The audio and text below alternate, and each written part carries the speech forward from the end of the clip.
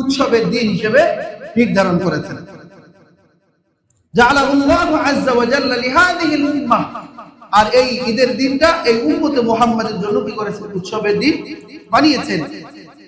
তো যখন এটি বললেন তখন উনি বুঝে ফেলছে যে যেহেতু ঈদ হিসেবে আল্লাহ তাআলা আমাকে দিয়েছেন, নবীজি বললেন, তার মানে কুরবানি করতে হবে।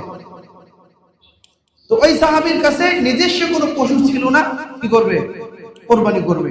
এজন্য তিনি বললেন, ক্বালা রাজুলু আরাআইতা ইল্লাম আজিদ ইল্লা মানিহাতা উনসা আফাউযহি বিহা, যে আল্লাহর রাসূল, যে আমার তো নিজস্ব কোনো পশু নাই, বরং অন্যের দেয়া, অনেকে বর্গা দেয় না, প্রতিপালন করে, তো অন্যের বর্গা দেয়া একটা মানিহা, বাচ্চাওয়ালা উট কিংবা গরু, তো এরকম একটা পশু আছে, আমি কি এটাই কোরবানি দিয়ে দিব?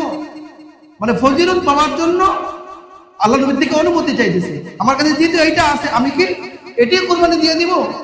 নবীজি বললেন যে না, তুমি এইটা কি দিবে না, কোরবানি দিবে না, কারণ এই পশু কার না? তোমার না। যেহেতু তোমার সামর্থ্য নেই, তাহলে কি করবে?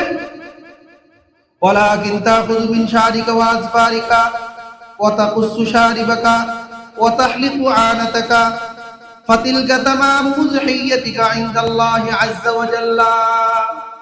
নবীজি বললেন যে তুমি কয়েকটা কাজ করো এই কয়দিনে, জিলহজ মাসের চাঁদ ওঠার থেকে নিয়ে কোরবানির দিন পর্যন্ত। তাখুযু মিন শারিক, তোমার চুল গুলো কাটবে, ওয়া আযফারিক, তোমার নখ কাটবে, এবং তোমার মোষ কাটবে, এবং তোমার বগলের পশম, অযাচিত পশম, সেগুলি কাটবে। মানুষ যখন কোরবানি করবে, মানুষ যখন কোরবানি করতেছে, তুমি এইভাবে কি করবে? কোরবানি করবে।